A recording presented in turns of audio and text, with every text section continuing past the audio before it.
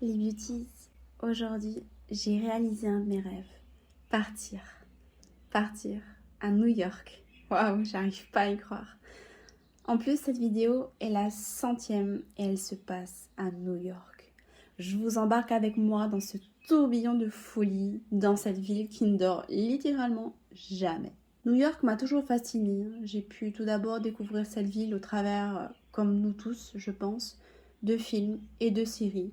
Là, tout de suite, je pense à Gossip Girl ou Sex and the City, où on pouvait voir des femmes riches marcher le long de la 5e avenue, plein de sacs à la main.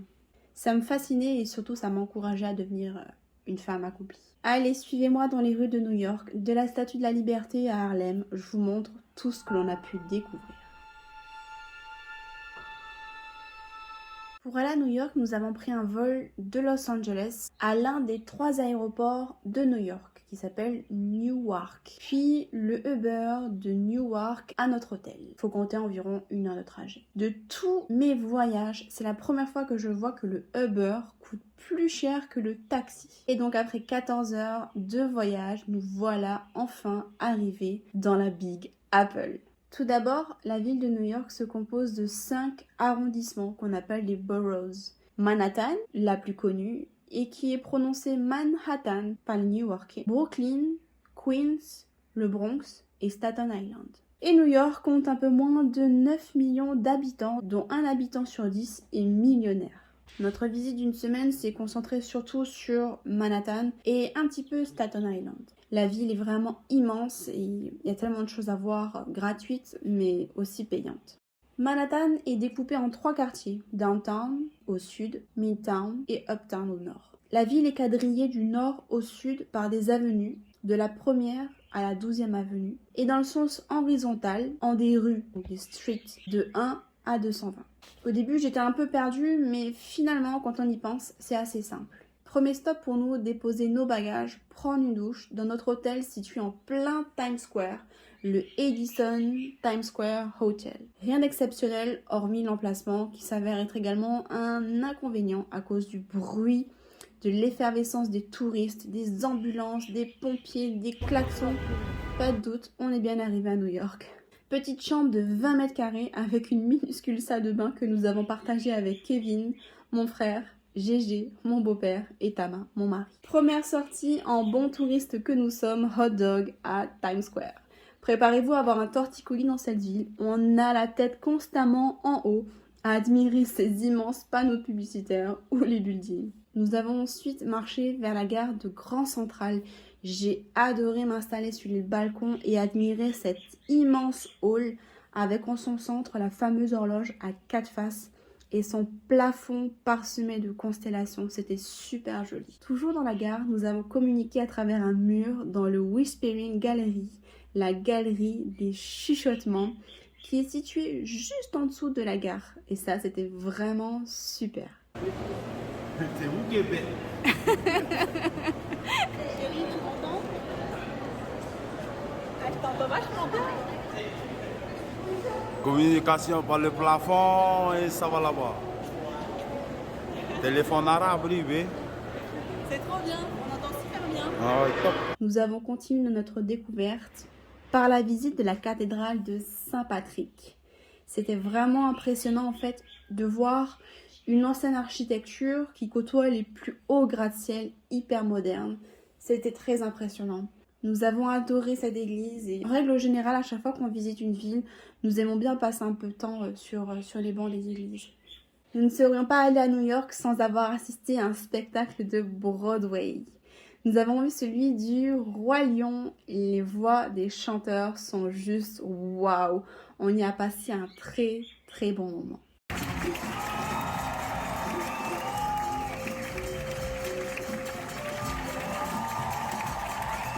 Hello, aujourd'hui on va visiter la Statue de la Liberté et Ellis Island avec le musée de l'immigration. Là on attend notre bateau, je vais vous montrer. Et le bateau, ouais, ça doit être celui-ci je pense. Ouais.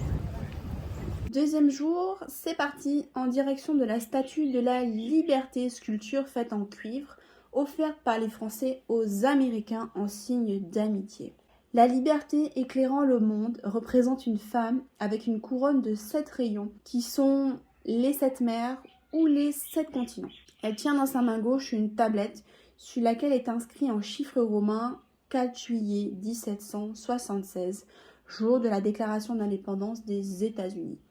À ses pieds, on y retrouve une chaîne brisée, signe de la fin de l'oppression et de l'esclavage, et une torche enflammée faite en feuilles d'or dans la main droite. Cette statue est un vrai symbole de liberté et c'est surtout la première chose que des immigrants pouvaient voir lorsqu'ils arrivaient à New York. Justement, nous partons pour Ellis Island, l'île située juste à côté de la Statue de la Liberté, qui est en fait un musée chargé d'histoire, celle des millions d'immigrants. Les immigrants venaient surtout des pays d'Europe par bateau à vapeur et venaient en Amérique pour fuir la misère de leur pays. Ils traversaient donc l'océan Atlantique pour arriver à Ellis Island, qui était le port d'immigration qui a accueilli, comme je vous le disais, des millions d'immigrants de 1882 à 1954. Chaque migrant devait s'acquitter de $20, répondre à une batterie de questions en anglais, passer devant un médecin. On appelle également cette île l'île aux larmes, car sur les 12 millions d'immigrants qui ont pu rentrer à New York, 2% ont été renvoyés chez eux, considérés comme malades et donc séparés de leur famille. Ça a été une visite super intéressante. On a compris un petit peu mieux ici comment était composée finalement l'Amérique, qui est composée d'une multitude de nationalités, de cultures. Dans la même journée, nous avons parcouru Wall Street, le quartier financier de New York et son fameux taureau en bronze qui représente la force et la puissance du peuple américain. Selon la tradition, saisir les cornes ou les coucouillettes du taureau apporterait fortune. Je peux vous dire qu'on y allait avec les 2 mains. Nous avons continué de remonter les rues et visiter quelques lieux insolites, tels que le bâtiment aux allures de vaisseau spatial, qui est en fait un magnifique centre commercial, le World Trade Center Shopping Mall, qui est l'un des plus grands de la ville. Toujours dans la même journée, ah oui, j'ai oublié de vous dire, ici, on marche beaucoup et il faut de bonnes chaussures. On fait en moyenne 15 km par jour. Nous sommes allés sur le pont de Brooklyn qui relie Manhattan à Brooklyn.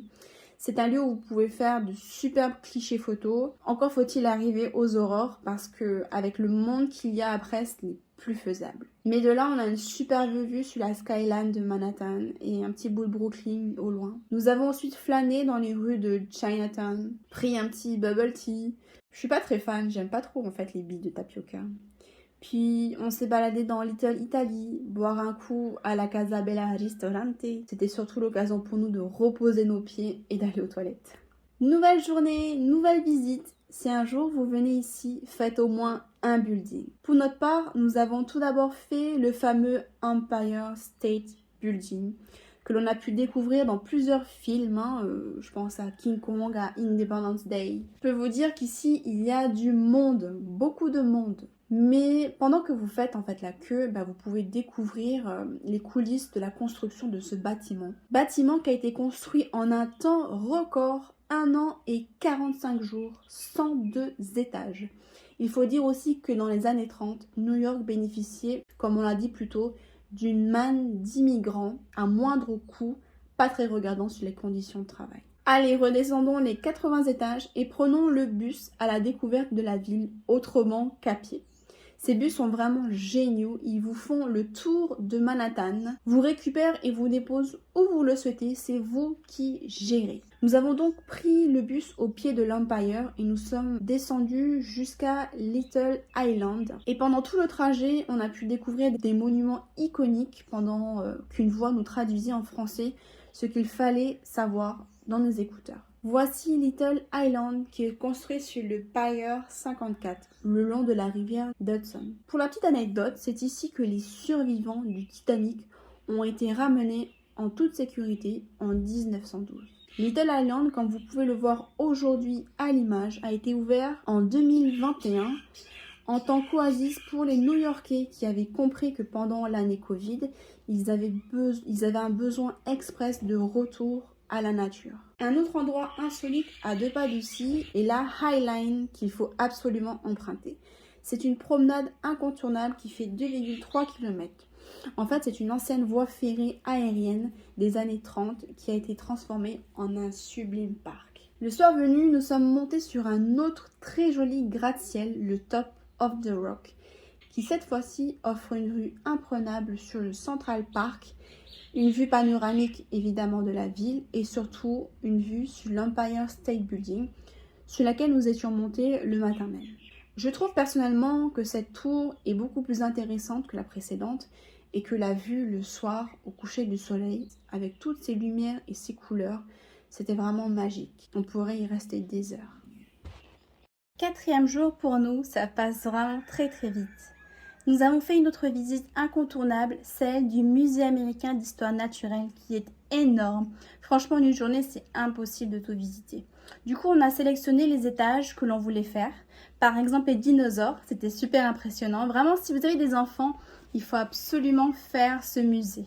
Nous avons fait également le planétarium, qui est une activité payante qu'il faut prendre en supplément. Si vous vous demandez combien nous ont coûté nos vacances, ne vous inquiétez pas, je vous prépare une autre vidéo à ce sujet. On vous expliquera comment on a planifié nos vacances, les prix, etc., etc. Nous avons également admiré la collection impressionnante de pierres précieuses et surtout, nous sommes tombés dans une énorme salle avec une grande baleine au milieu où il y avait la préparation d'un mariage. C'était vraiment magnifique. Vous vous imaginez faire une réception de mariage dans un musée? Une autre tour qui vaut le détour, c'est la The Edge, qui a une passerelle en triangle au-dessus du vide et une paroi vitrée sur laquelle vous pouvez marcher. Âme sensible, attention à ceux qui ont le vertige, comme moi. C'est une tour qui a un super bar où vous pouvez siroter un verre tout en admirant la vue.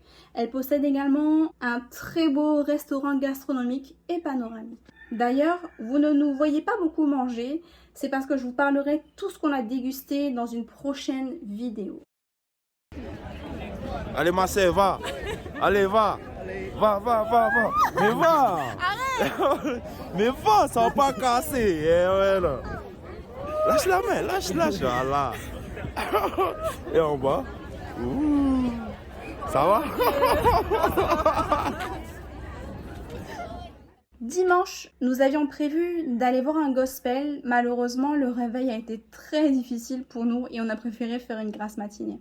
Je peux vous assurer que c'est une ville qui vous prend toute votre énergie. Du coup, dans l'après-midi, nous étions en forme pour notre prochaine activité, une balade à vélo dans Central Park avec un guide en français. C'est ici que j'ai réellement eu l'impression en fait de vivre comme les New-Yorkais. C'est un endroit où on s'est senti en paix, au calme et c'est une véritable bouffée d'air frais. La Central Park. La patinoire juste en bas. La patinoire qui va ouvrir la semaine prochaine. On sera plus là pour la voir. Central Park fait 4 km de long sur 800 mètres de large. Il possède plusieurs plans d'eau, un zoo et une patinoire pendant l'hiver, ainsi que d'innombrables artistes. Ce parc fut l'un des plus beaux moments de notre voyage. Et si vous ne parlez pas en anglais, sachez qu'il y a beaucoup de visites ici en français. Après l'ouverture du parc, on décide d'un concours d'avoir une magnifique sculpture, une œuvre majeure dans un parc majeur en Amérique du Nord. C'est une femme qui va gagner, lesbienne, grâce ou à cause d'un chagrin d'amour qu'elle a subi. Cette magnifique sculpture qu'on appelle Angels of Water, les gens de l'eau.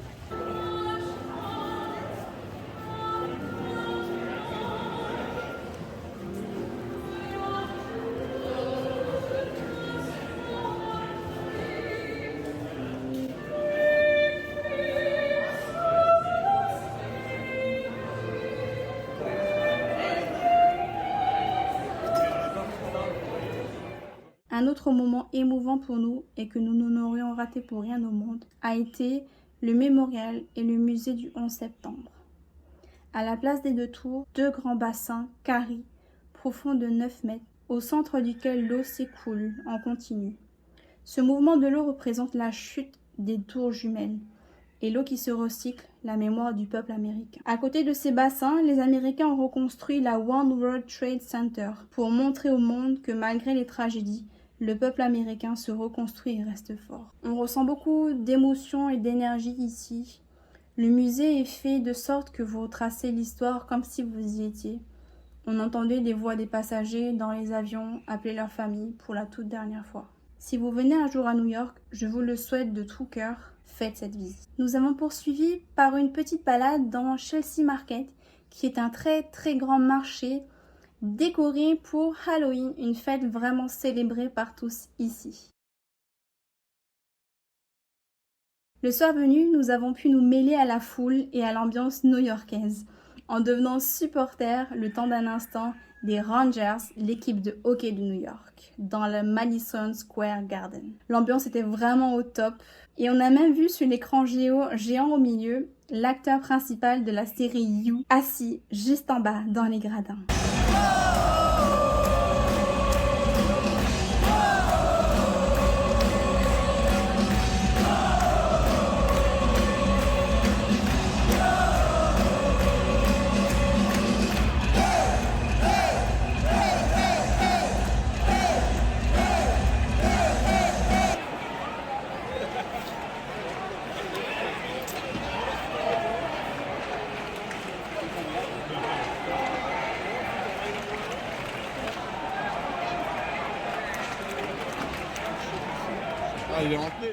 Et enfin, le dernier jour pour nous, nous avons pris le ferry gratuit pour Staten Island où nous sommes allés faire un peu de shopping à l'Empire Outlet.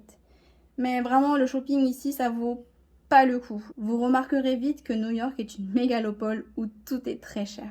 Et pour clôturer nos vacances à New York, nous avons assisté au concert de Demi Lovato, une chanteuse que j'aime énormément. C'était encore une fois une ambiance de dingue.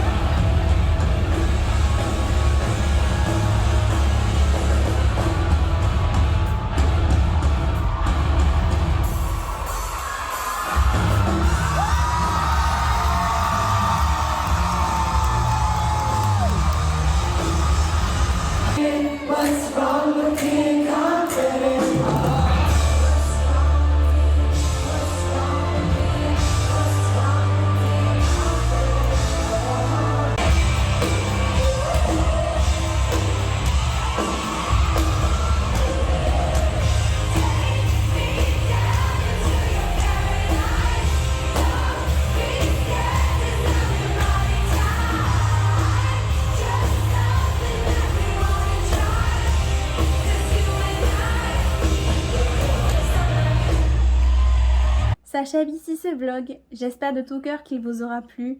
Je l'ai fait pour vous montrer ce qu'il y a de plus touristique à faire à New York, mais je l'ai aussi fait pour nous, comme souvenir en famille. Il manquait à notre voyage notre maman qui avait beaucoup de travail. Je vous souhaite des voyages en famille, des étoiles plein les yeux et des souvenirs mémorables.